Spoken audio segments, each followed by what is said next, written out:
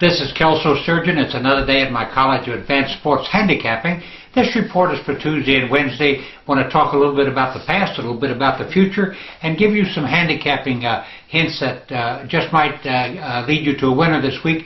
You will need a pen and pencil to write these things down. I've got quite a few of them. I'm going to give you a rundown on betting lines of the overrated teams, the underrated teams. But before we get into that, you know, I'm just coming off one of the best football weeks ever. On the weekend, up more than, on the week, up more than 500 units with all my services, and every single service won money, some a lot of money. I'll get into that in just a second, but I want to remind you that tonight, Tuesday, I'm releasing a 50-unit play on the Florida International at Arkansas State game. It's on ESPN2.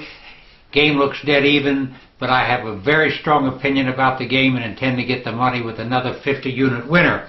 On Thursday night, it'll be my 50-unit to Pac-10 game of the year as UCLA visits Arizona. On Saturday, the big one, my 200-unit college football game of the year. I intend to win it in blowout fashion.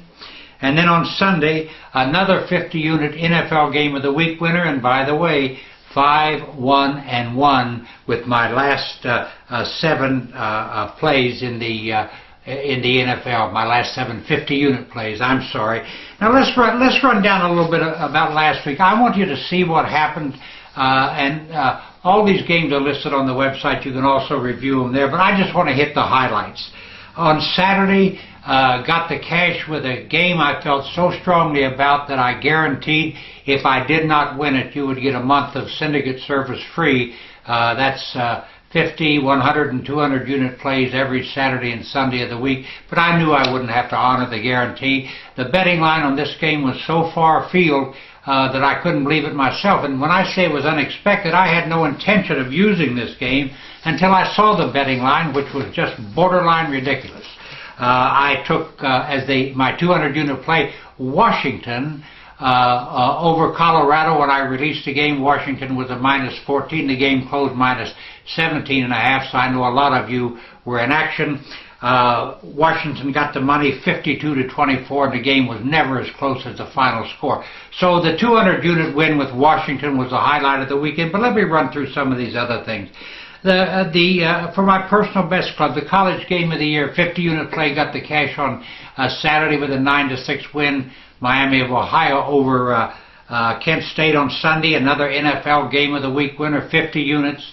The Green Bay Packers 24-3 over the helpless and hapless St. Louis Rams. My syndicate club on Saturday, 50-unit winner, Louisiana Lafayette, 30-10 over North Texas. On Sunday, 50 units, the Oakland Raiders slipped by a half point, 25-17 over Cleveland.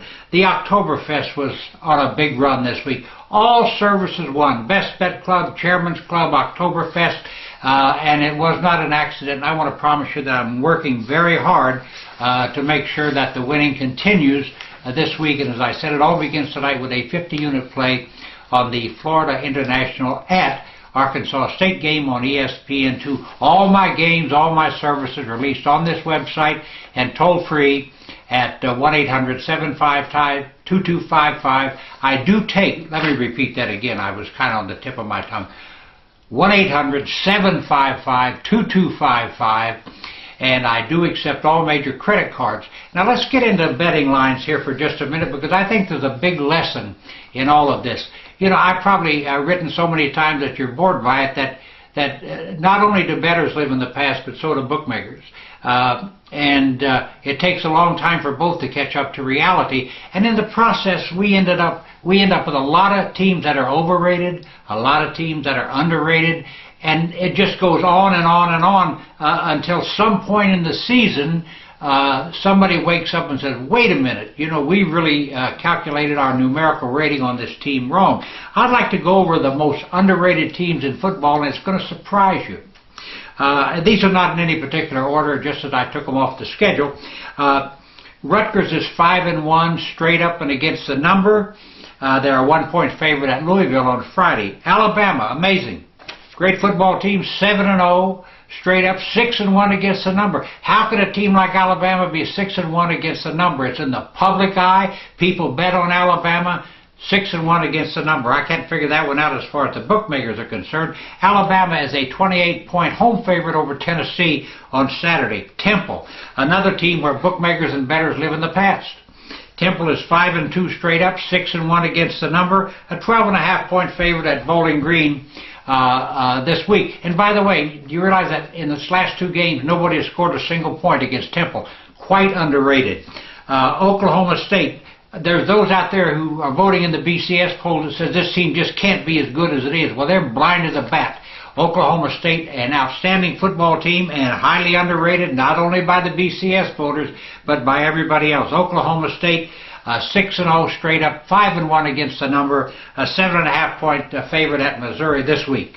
Kansas State, this was a year that Kansas State wasn't supposed to have much. I think picked to finish either 5th or 6th in its division in the Big 12. Kansas State 6-0, 5-1 straight up, 12.5-point favorite over Kansas at Kansas this week. And by the way, Kansas State has won its last 4 games outright as an underdog.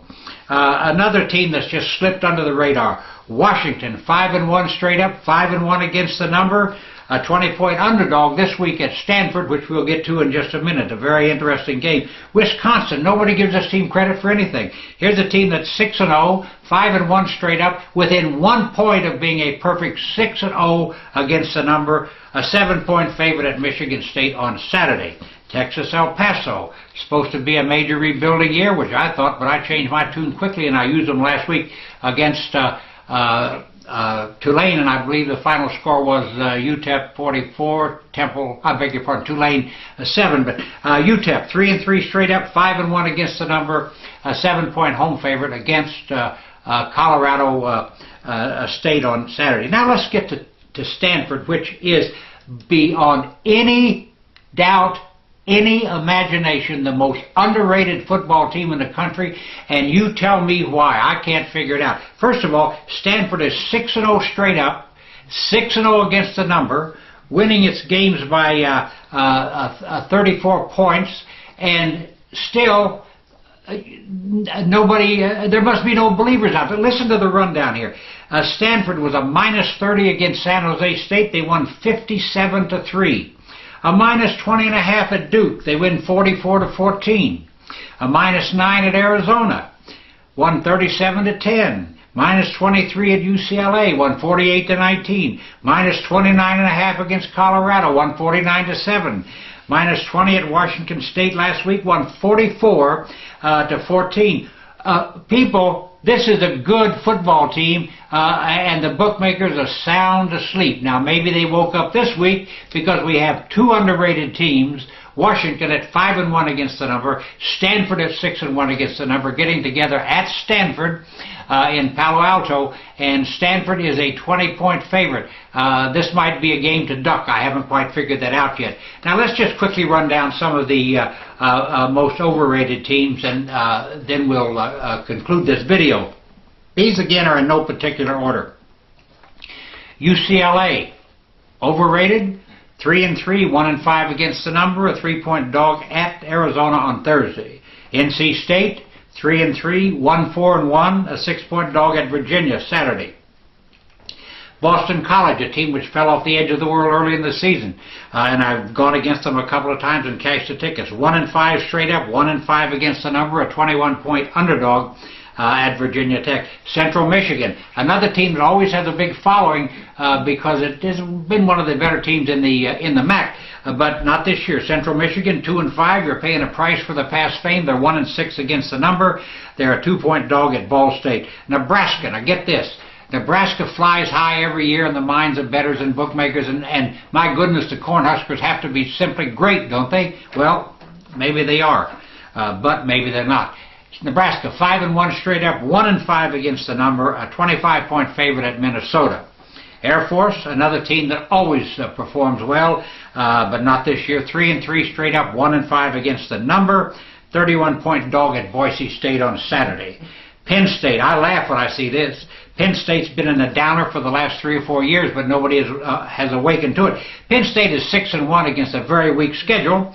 They're 1-5-1 against the number, and it's no accident that they're 1-5-1 against the number. There's no accident that they have gone under in 5 of their games and pushed in the other this season. They're a bad football team with a good reputation and no offense. They're a 4-point favorite at Northwestern this week, and I'll be on Northwestern, I can tell you that. Colorado State, 3-3, 1-5 against the number, 7-point dog at Texas El Paso. And last but not least, Troy, one of the dominant teams in the Sun Belt, 2-4 straight up, 1-5 against the number, and the world just keeps betting. Well, I hope you learned a few things on this video that will give you some insight on how to cash a ticket on Saturday. I'll be right back here on Thursday morning with another report, focused more on the NFL on that day. I appreciate very much you watching this video. Just remember, all my selections are available on this site and toll free at 1-800-755-2255. All major credit cards accepted. Now let's go get them.